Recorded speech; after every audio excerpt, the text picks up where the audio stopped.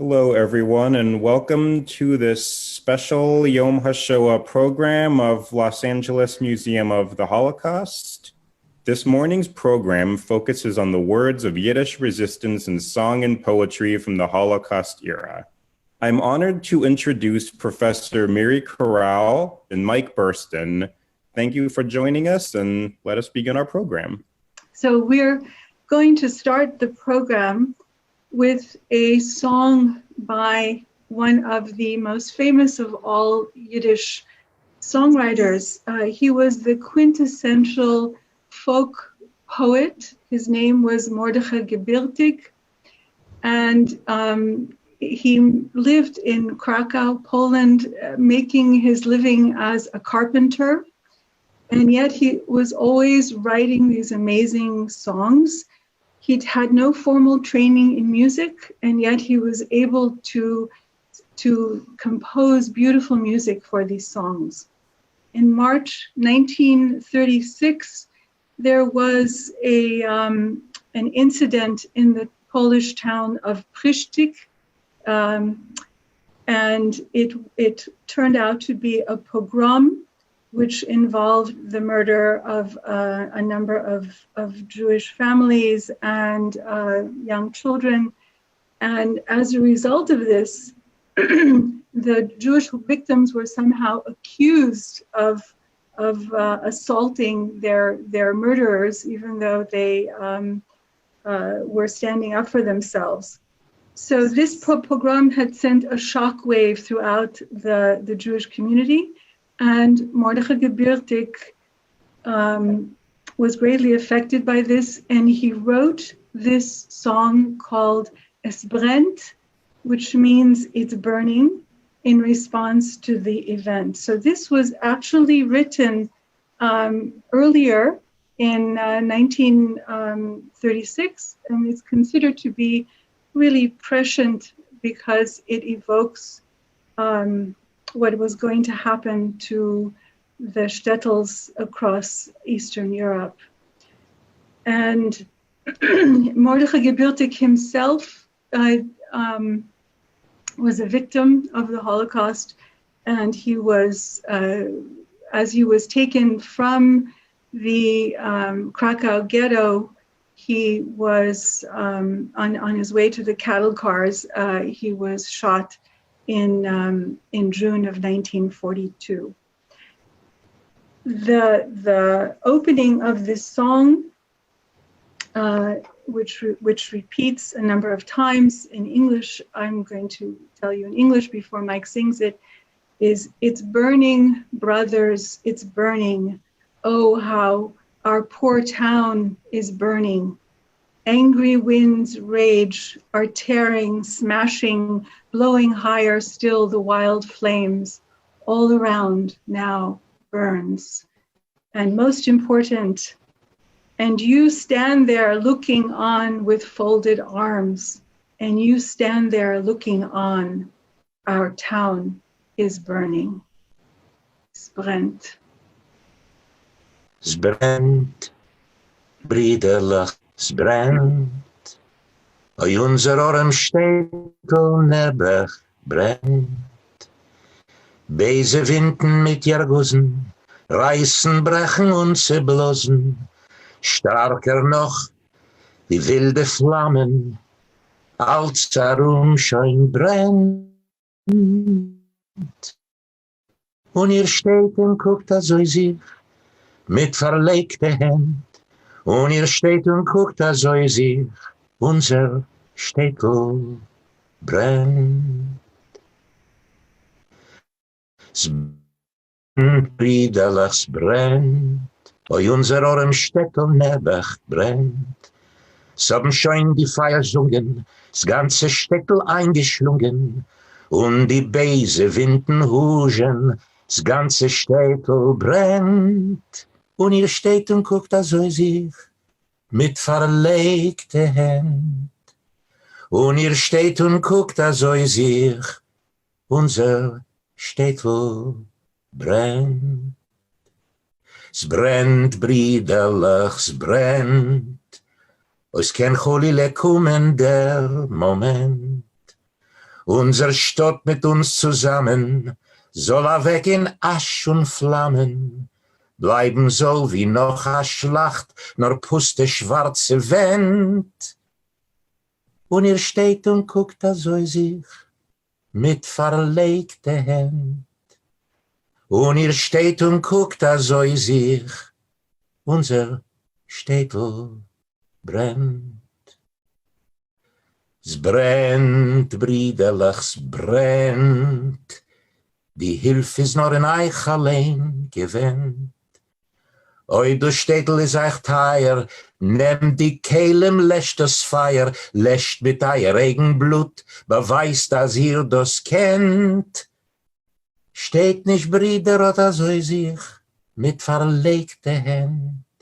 Steht nicht, Brüder, lässt das Feuer, unser Städtel brennt. That song always gives me the chills.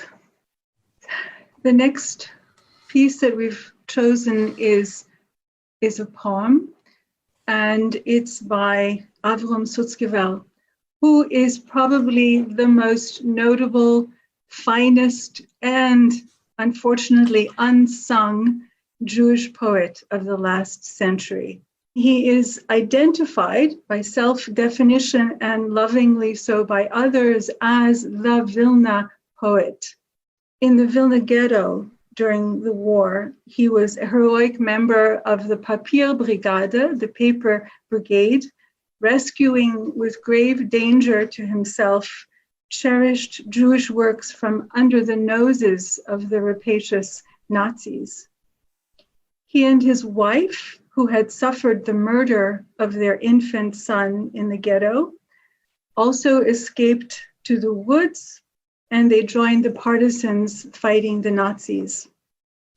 The entire time that Abraham Sutzkever was in the ghetto and in the woods, often hiding in unbearable conditions, continued to write Yiddish poetry, convinced that this is what was keeping him alive. His value and renown were such that he and his wife were airlifted out of the woods by the Soviets and taken to Moscow. After the war, he testified at the Nuremberg trials about the Nazi atrocities in Vilna. And for most of his life, in poetry and in prose, he focused on capturing the essence of his beloved city of Vilna, in shining memory, as well as the horrors of the Jewish inhabitants that they endured. As he put it in one of his poems, after the bonfire, what was left were his words, glimmering like scorched pearls. This poem by Sutzkever that Mike is going to read was written in the Vilna ghetto in February 1943. I'll read the translation first. And this is how you should speak to the orphan, by Abraham Sutzkever, translated by Miri Koral. And this is how you should speak to the orphan when he lifts up his frail fists and asks, "Who am I?" Your father, believing, lifted his head. A dark current inundated him with boiling ash and molten brimstone and swept him up and his wife, his children, school, and cemetery, and swept up all the ancestors and those who were hidden in the womb of the future. Because he who succumbs murders the generations that ferment in him, waiting for redemption. Only you remain. So you are the air, a kernel of holiness in windy fingers, crumbled on rock-raised fields, a tiny piece that is a diminished whole. And if he asks, is my name? The orphan, your name is Folk, because that was the name of your bearded grandfather, endlessly wandering the back roads, and because in your essence worlds collide, and those folk who strike you are themselves stricken and fall blinded on their own swords. Then weave into the nocturnal alien places your spring, clear as a brook, facing the light of dawn, because you are a blood-spattered miracle and timeless, a tiny piece that is a diminished whole. And if he asks, for whom? Then answer, for those who sprout from your heart and will the spirit of millions transform into a warm home for all the, for those who themselves will mold destiny to their own form, and you, whose name is Folk, and your face, a demolished nest, without birds, without inhabitants, clamber up the steps of the night to greet the dawn and scream at it, cleanse me anew, son, and forgive. All that occurred is an error of fortune. I'll prepare real days instead of graves. I'll build my own cities with my own arms. And there eternity will come to dwell, and days will blaze in gilded crowns. Und azoi sollst du reden zum Jusem von Abraham Sutzkever. Und azoi sollst du reden zum Jusem, wenn jener wird heben verchallischte Fäusten und fragen, wer bin ich?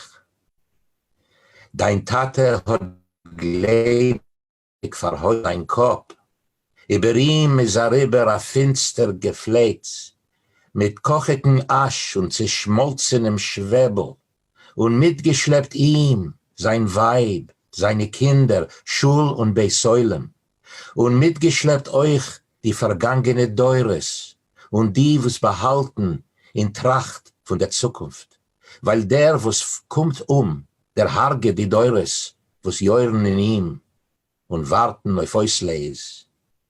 Nur du bist geblieben.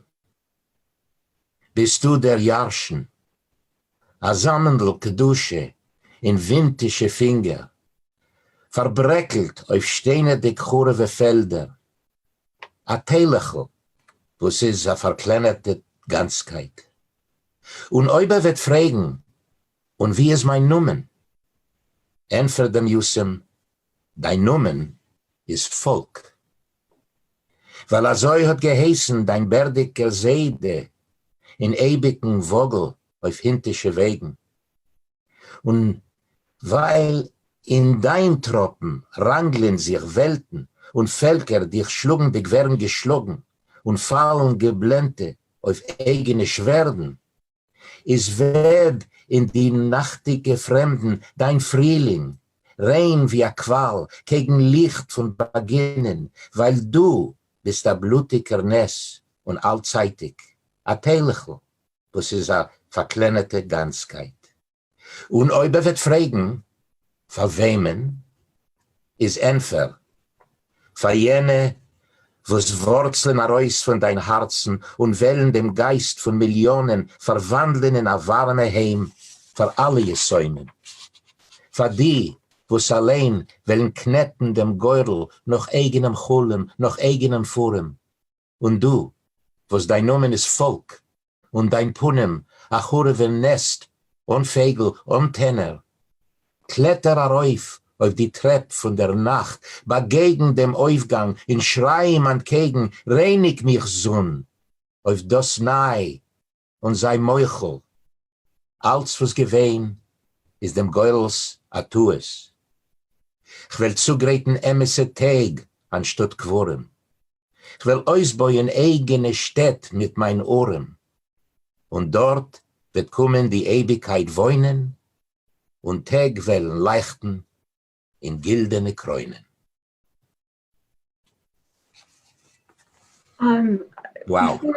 Yeah, that's a wow. That's a real wow. Yeah, it's a gorgeous, gorgeous poem. What's amazing is the quality of these poems written in the most awful circumstances.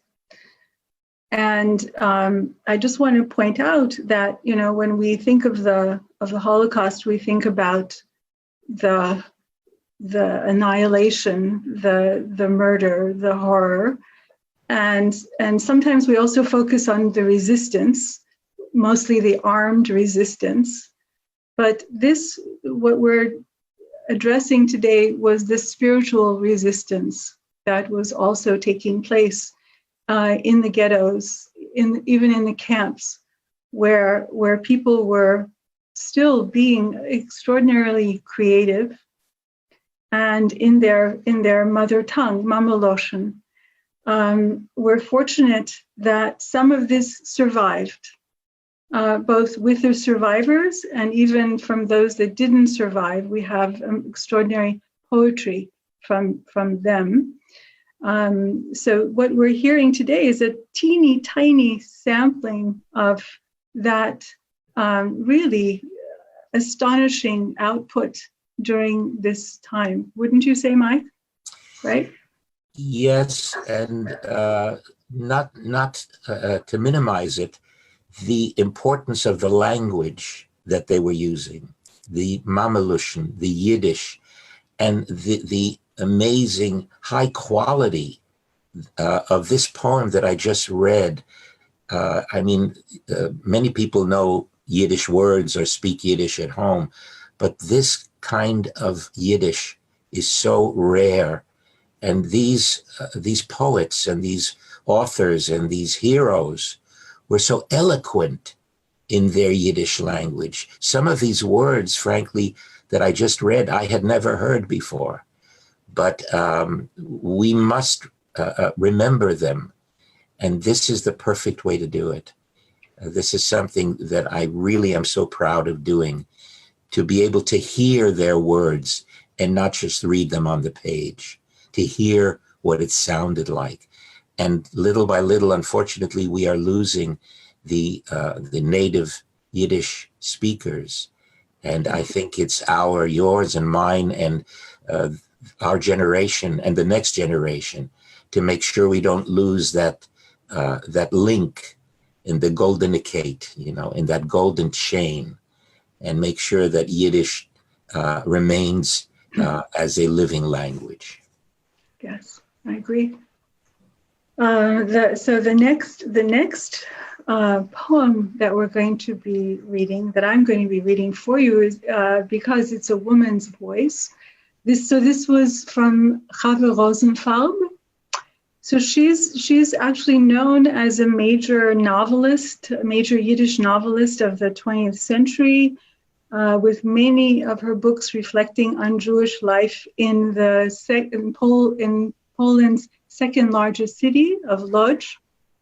She was a survivor not only of the Lodz ghetto, but also of Auschwitz and Bergen-Belsen, among other camps. And somehow she survived that, including an almost lethal bout of typhus at the end of the war. And she emigrated with her husband to Canada.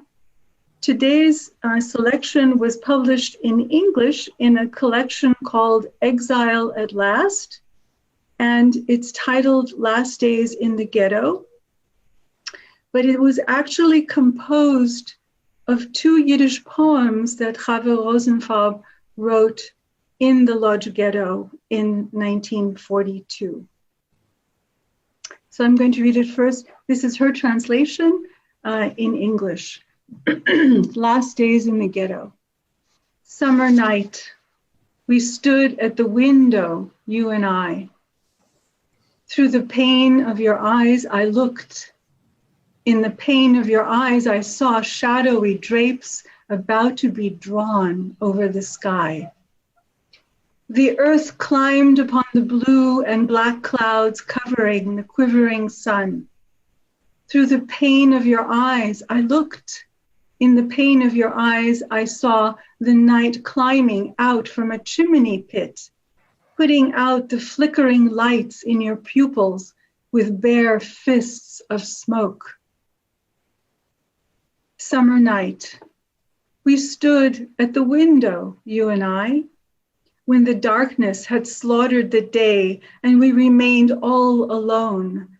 I suddenly saw a glowing redness rise in your eyes. You smiled and said that the sun had left you an heirloom before it went out. Bats fly past the window, wings flutter, dancing specters. The sun is gone in the western sky, the remains of its disarrayed bed still warm from its body. On purple sheets and torn pillows lies the day and remembers. Soon it too will be gone. Specters of anguish celebrate the hour. You stand by the window and ask, who will remember the sun when we are gone? The last day vanishes, nameless and alone. Only the spiders remain.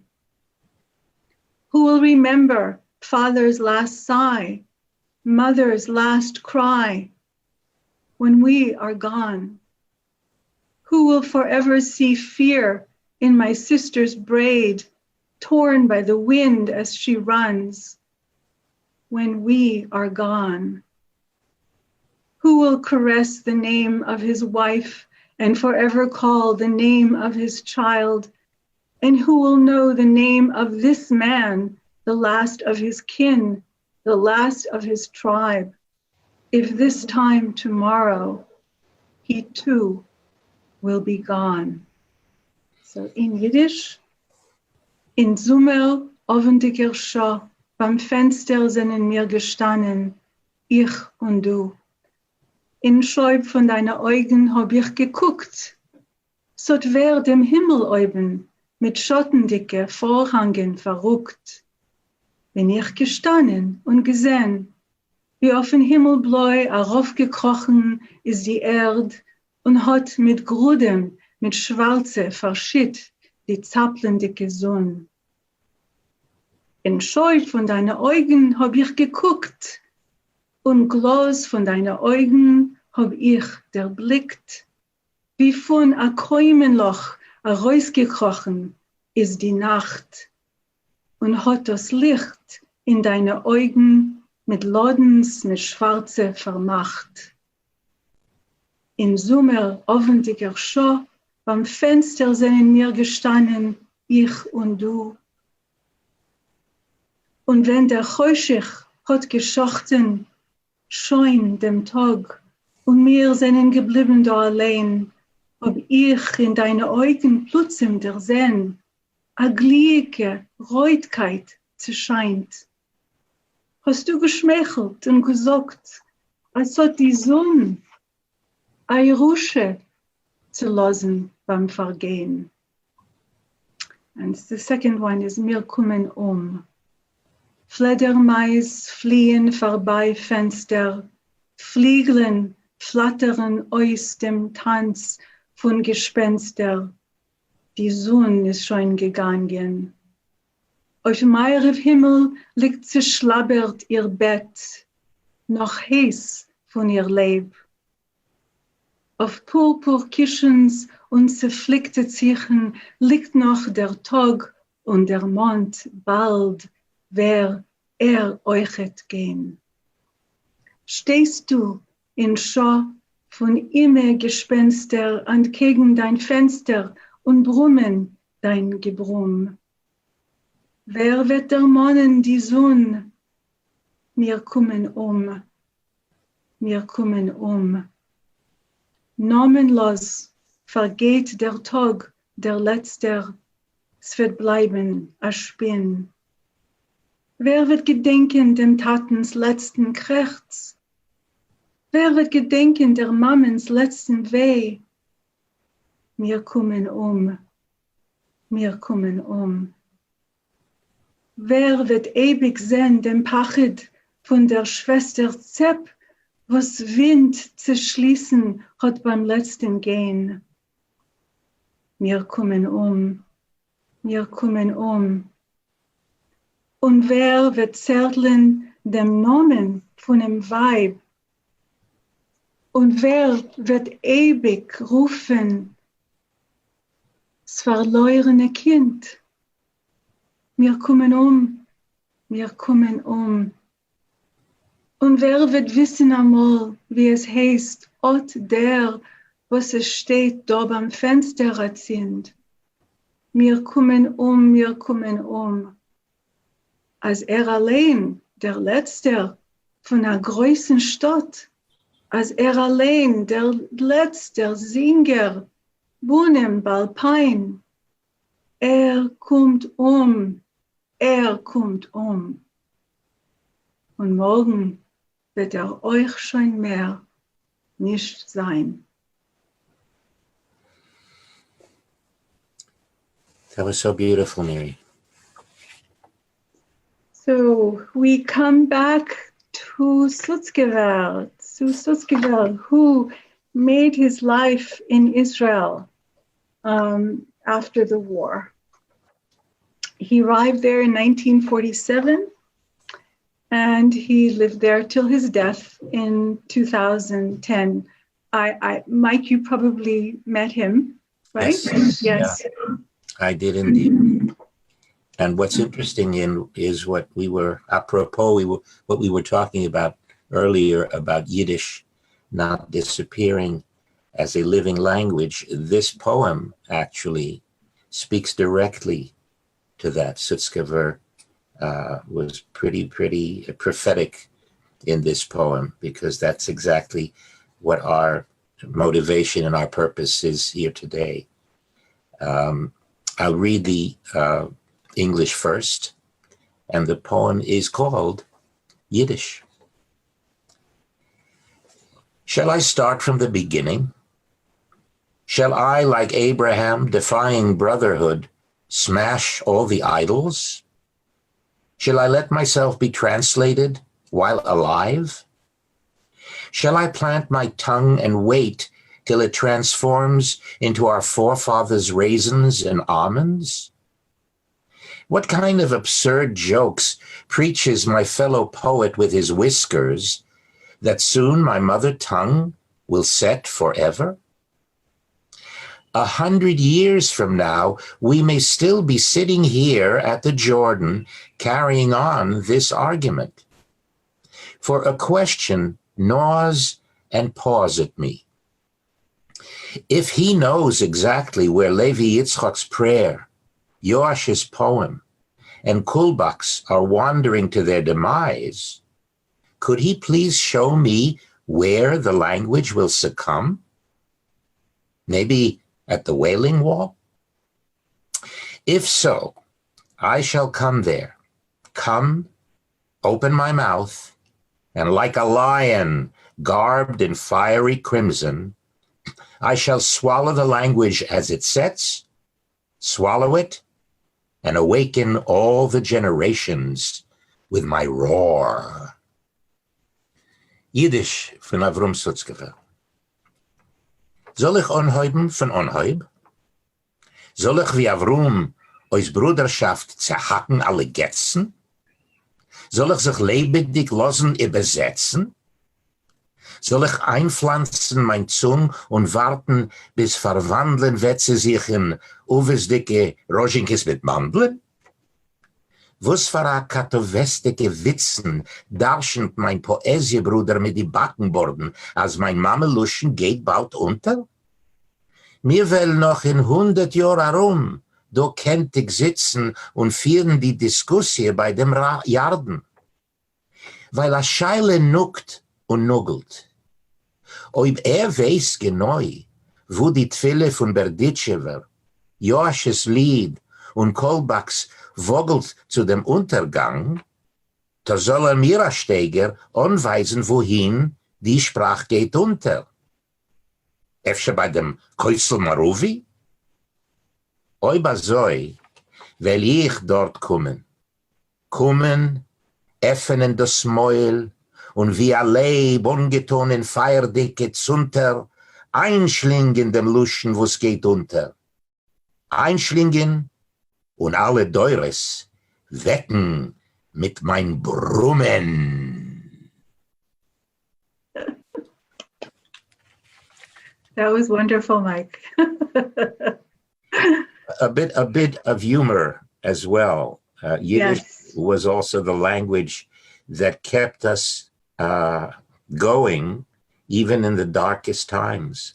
Even in the times of the Holocaust, there was always that Yiddish humor, a bissel Gelächter, that kept people from going mad. You know, that's the amazing thing about our folk, our people, that we are able to laugh and cry at the same time. That's what's kept us going. Right, absolutely, yeah. that fine line between laughing and crying often, yeah, exactly. What I just want to mention about Sutzkever is, you know, he was facing a tremendous push in Israel for Hebrew to be the language, you know, to forge a national identity. And so Yiddish was falling by the wayside. He saw that right away, because this poem that Mike read was written in 1948. So, you know, right away he was aware that this was happening, but he persisted. He published from 1949 an amazing journal called Die Goldene Kite, as Mike mentioned, the Golden Chain. It was the preeminent Yiddish literary journal until 1995, a quarterly journal. He had other editors, but he was always at the helm of this extraordinary output, this, drawing from people's writings from all over the world. And yeah, he was an amazing man, always keeping Yiddish alive in his manner, and Vilna, right, in his because only 5% of the Jews of Vilna survived the war. 5%. Yerushalayim Velika. Yeah. The Jerusalem of Lithuania was Vilna. And Miri, we actually experienced that ourselves, my family and I, when we came to Israel in the early 1950s. There was even a organization to support the Hebrew language, to save and protect the Hebrew language. It was called Haliga Lehaganat Hasafa Haivrit, the League to Protect the Hebrew language. And when we performed in Yiddish in those days, it was very difficult. And especially because the leaders of the country at the time were Yiddish speakers at home. They all came from Yiddish speaking homes. They spoke Yiddish even among themselves. But the effort was at that time that anything that had to do with the Holocaust or the diaspora, that Israel was establishing itself as a modern Jewish state, and Hebrew was the new national language. And so Yiddish poetry, Yiddish literature, which was much richer at the time than the Hebrew literature that was just coming of age, was considered a danger. And so everything was possibly done to promote Hebrew as the national language and not to speak Yiddish as much as possible. When we performed in those days, there was even an extra tax that was levied on performances in Israel in foreign languages. And Yiddish was at the time considered a foreign language, and we had to pay an extra, the public had to pay an extra tax to see a Yiddish play. But that changed in 1965, thank God. It changed when we performed the Megillah of Itzik Manger, another great enfant terrible of the Yiddish poetry. Yes. And that showed the public in Israel that what we say in Hebrew, Hashed hu lo nora, the danger is not there. And Yiddish today is one of the official languages of the state of Israel. Yes. Yeah, it's still struggling, but it's struggling everywhere. But we'll keep it going. Unfortunately, the daily newspaper is not there anymore. The Letztenayis of Mordechai Tzanin, who established there were several daily newspapers. Unfortunately, that is no longer available, but we're still here. Right. There's still Yiddish theater, which is, man leckt sich die Finger jetzt von jiddischen Theater, ja? As the song that we will sing in a little while says, "Wir seinen du." Yes. Yeah, we are here. We are still here. Yeah. Amen. So I think before we close with the Partisan song, and before that I'll tell you a little bit about Hirsh Glick, who wrote it. But I think we're up for Q&A, right? This is the moment for that. So, Michael, are you with us? Okay, thank you so much for those beautiful renditions of those really phenomenal pieces. Again, these really exemplify Yiddish culture and Yiddish resistance. We do have a few questions. First, a question for both of you. Can you please explain briefly your backgrounds, how you learned Yiddish? I know you're both native speakers, but how you learned it and how you came to use it for your whole lives, please. Mike? Ladies first. I'm old-fashioned. Okay, then. Well, Yiddish is my native language. My parents were both from Poland. They managed to survive miraculously by way of Russia, but also those horrible Soviet labor camps in the Gulag. They still managed to survive. They made their way to Israel, where I was born. And then not that much later, we were in New York. But all my life, I spoke Yiddish with my parents. That was the only language at home. Unlike my peers, where Yiddish was perhaps spoken by the parents, but the children responded in English. So they really lost their language that way. That just didn't work in my family. We spoke Yiddish all the time. I didn't grow up with formal training in Yiddish. I mean, I did learn to read and write it.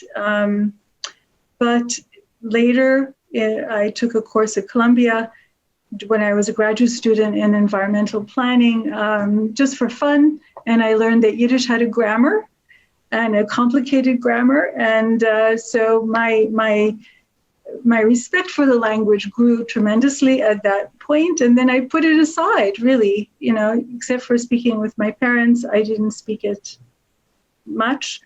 I wasn't interested in it. I grew up with going to Yiddish theater. Second Avenue Yiddish theater was still going on when I was a child in New York. So it wasn't until my parents died that I realized I was losing my language and I wanted to reclaim it. And I just went to a gathering at the Yiddish Book Center, and I fell in love with Yiddish. I fell in love with the literature. I fell in love with the music, the films. I mean, I just fell in love with it. And I simply followed my love as I was still working in environmental planning. And one thing led to another. And I wound up teaching and then creating this Yiddish Institute, etc. So that's my story. So Yiddish is still very much with me, although my parents never lived to see me doing these things? They're watching. Yes, on some on some level, they must know, right? Yeah. All of the ancestors. Before I explain my background, I want to give a shout out here. Speaking of Yiddish literature, Yiddish books, Yiddish films, there were so many beautiful Yiddish movies that have been digitized and are available. The book center in Amherst, Aaron Lansky's center, for those who are interested, there is a treasure trove of Yiddish books that were rescued, thanks to Aaron, many years ago. Digital available testimonies of people that come from the Yiddish background, Yiddish movies, Yiddish recordings. So I would urge anyone to go and check that out. As far as I'm concerned, growing up, I was born in New York, and there was always the story that my father told about the little Yiddish bobbele that only spoke Yiddish. And if you didn't speak Yiddish to your grandparents in those days, they wouldn't answer. And so she was walking along 2nd Avenue, and she was in her late 80s or 90s, and she walked up to a man on the street, and she asked him, "Mister, ihr redt Yiddish?" And he looked at her and he said, "No, ma'am, I don't speak Yiddish." She walked up to another man who was selling oranges and apples, and "Mister, der redst Yiddish?" And he said, "No, che cosa, mamma mia, io italiano non speak Yiddish." So she walked up to a third man, and he said, "Bobbe, ich red Yiddish. Was willste?" And then she asked him, "What time is it now?" It shows you that Yiddish can be used in many different ways. Well, I was born in New York. My twin sister and I were born to two of the greatest stars of the Yiddish theater. My father was Pesach Geburstein. My mother was Lilian Lux.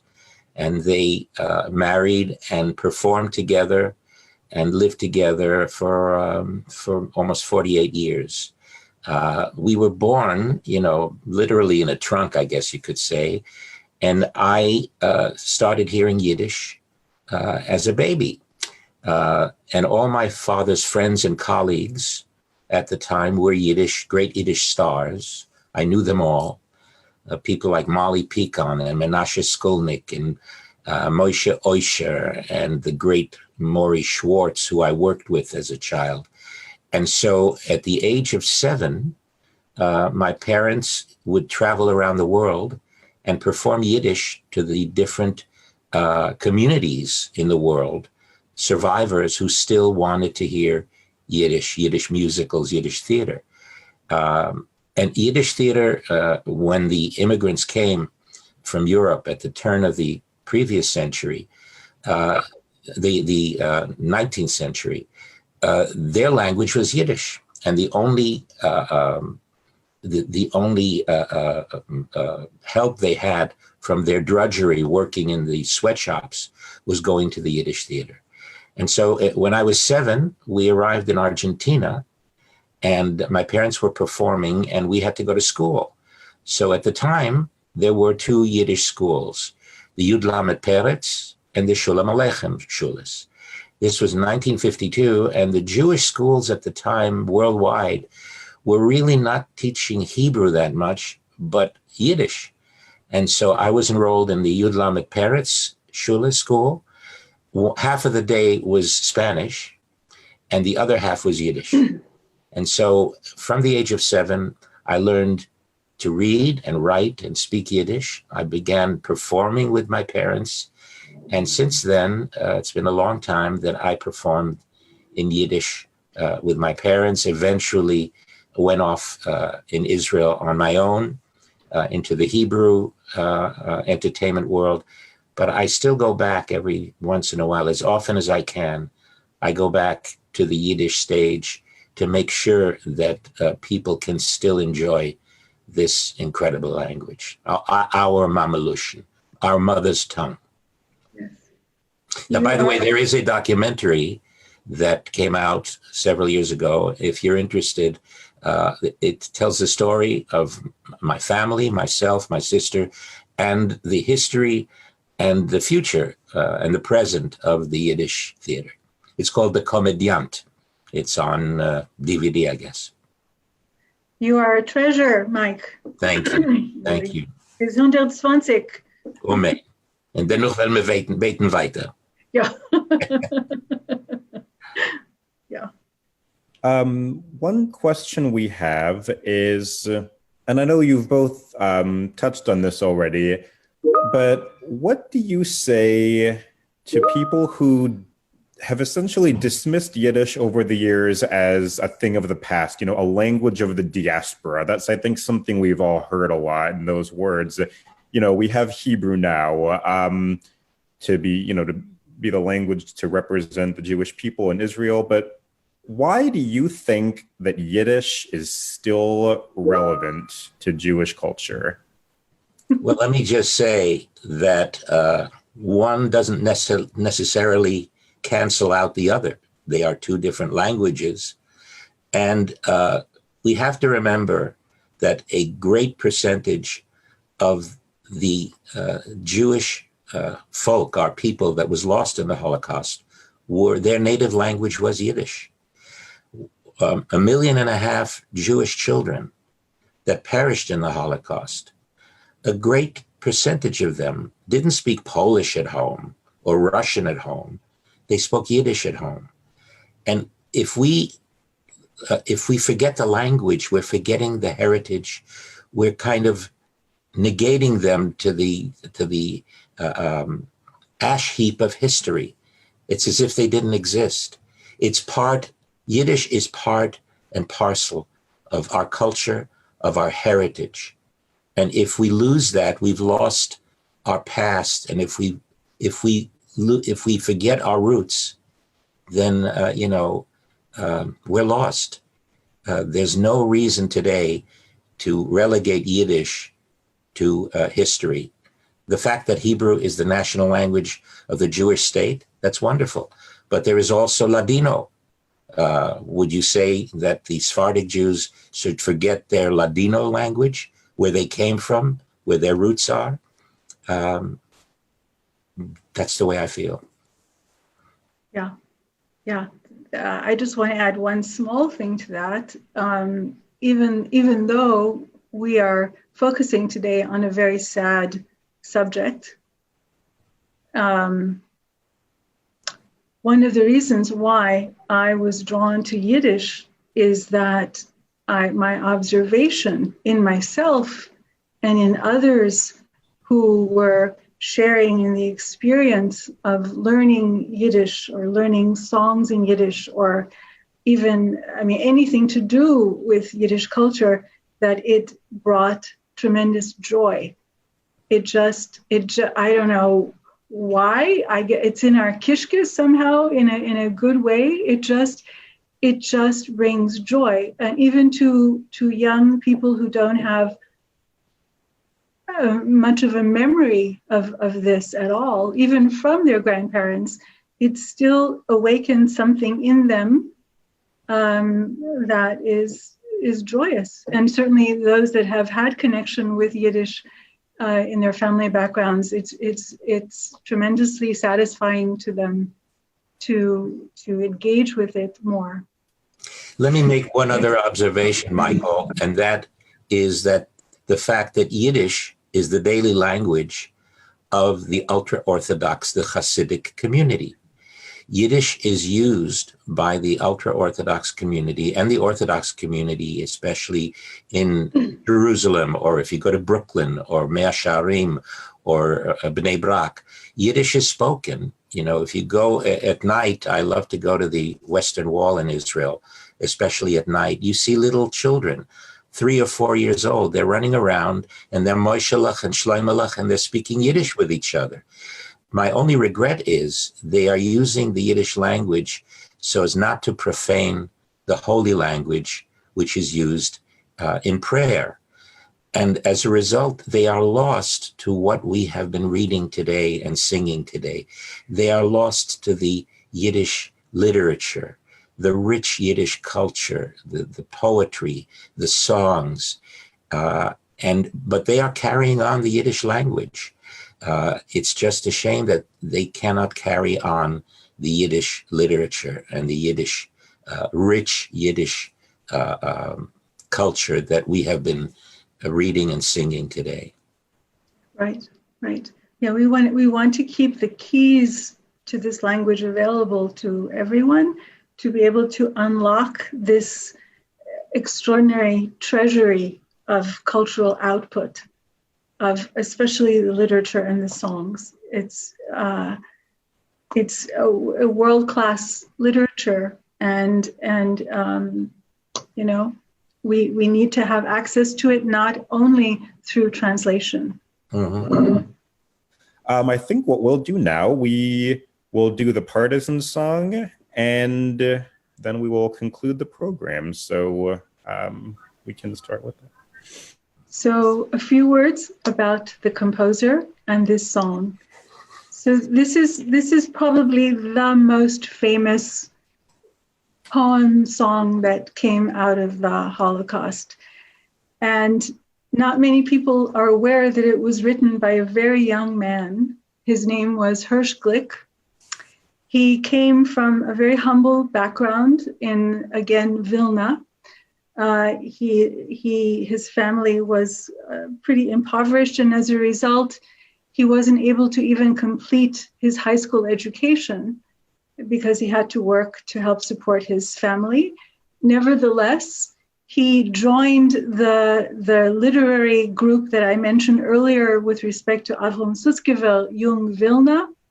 He was part of that, so he was writing poetry before the war, and he even edited 4 issues of a journal called Jungwald, Young Woods.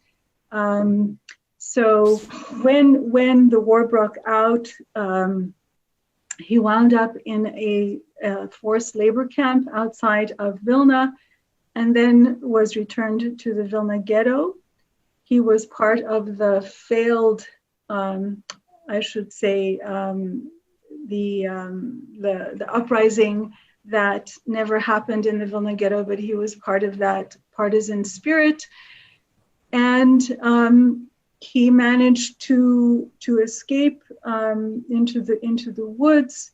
And when word came of the Warsaw Ghetto uprising, he was inspired to write this particular song, which is called in English the Partisan hymn, in Yiddish Zog Nit Keynmol, Never Say. The music was from a popular Russian song of its day. And this song, this hymn, quickly spread throughout the land among the partisans, even in the other ghettos, and even in the camps. This was an important sign of resistance, of continuity. He was 22 when he wrote this song, maybe even 21, actually probably 21 in 1943. Unfortunately, he was captured.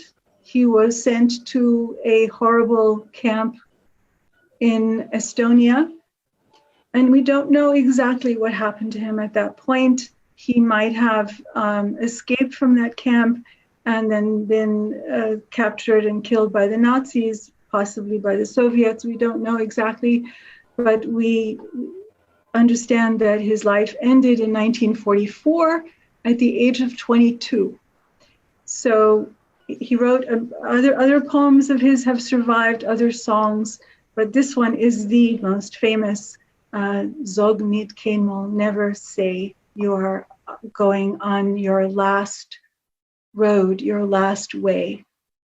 And Mike will sing it a cappella. And if anyone wants to join, please do.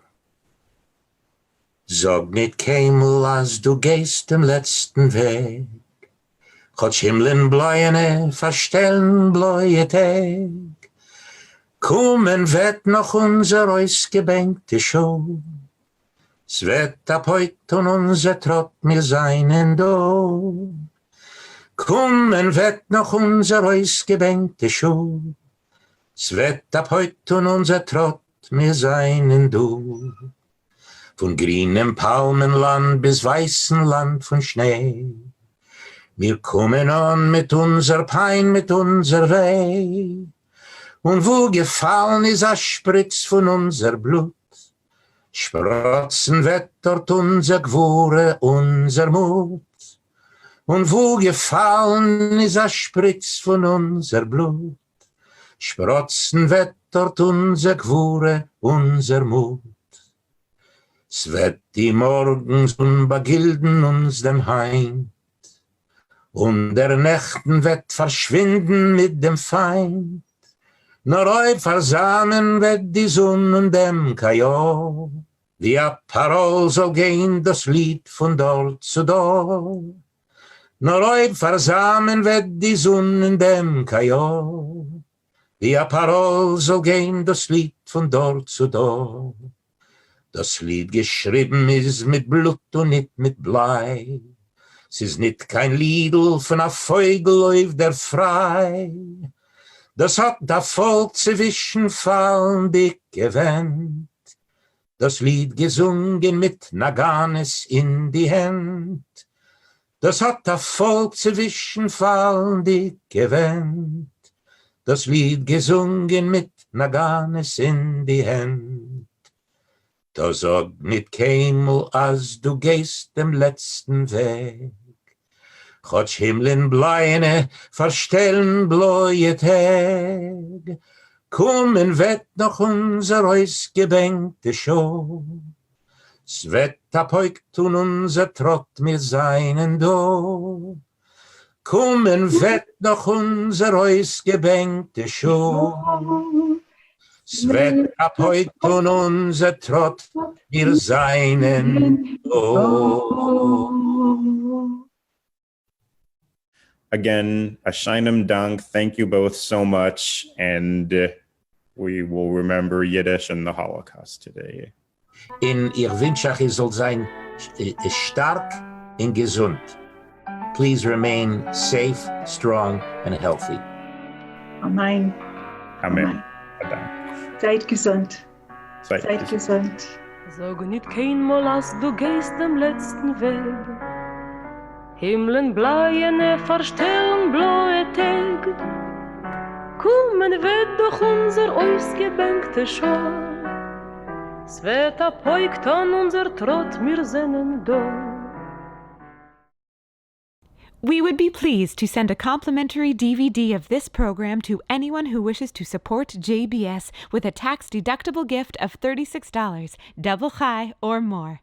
Simply visit the JBS website at jbstv.org and click on the Donate button to make a donation by PayPal or your credit card. And please indicate the program for which you would like a DVD. Or you can send your tax-deductible check to JBS, Post Office Box 360, Stamford, Connecticut 06904. Or you can call the JBS Pledge Line at 833-MY-JBS-TV. That's 833-695-2788. And again, please remember to indicate which program you would like to receive with our compliments. We thank you for your kind support.